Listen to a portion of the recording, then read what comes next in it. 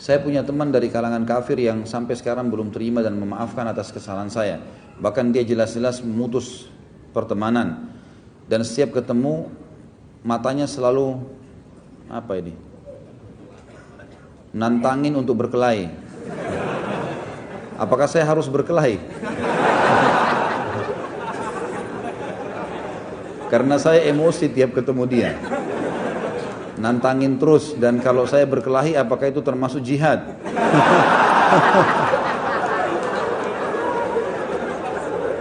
Apabila saya terbunuh apakah saya mati syahid?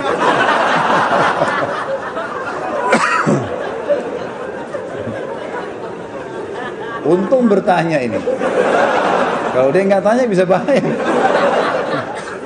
Atau salah orang dia bertanya betul-betul besok dibunuh sih.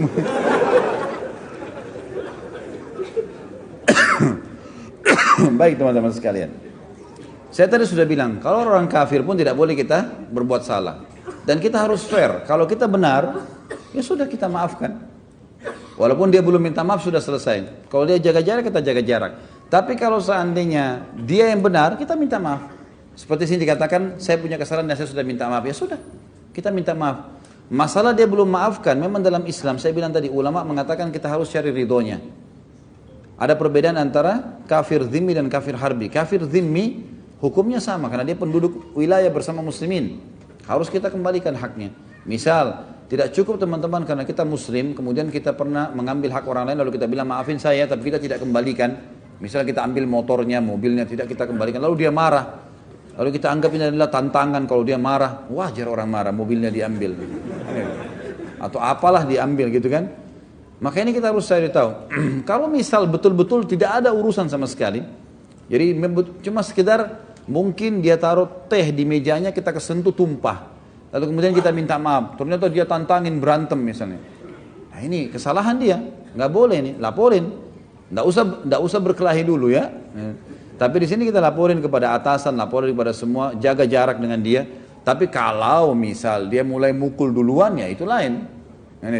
Kita membela kehormatan, beda ini hukumnya. Ya. Tapi bukan berarti setiap saat kita bisa memukul orang, tidak teman-teman sekalian.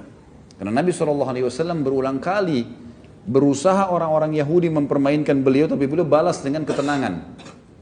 Seperti contoh misalnya, yang pernah kita sudah tahu hadis sahih, ada beberapa Yahudi lewat lalu berkata, Assalamualaikum, Assam kematian buat kalian. Nabi SAW mengatakan, Wa'alaikum, dan untuk kalian juga. Gitu kan? Begitu saja balasannya Nabi. Aisyah marah-marah. Kematian buat kalian, laknat buat kalian. Kata Nabi SAW, hai Aisyah, tenang. Gitu. Tenang. Ya Rasulullah, tidak anda dengar apa yang mereka bilang? Tidakkah kau dengar apa yang saya jawab?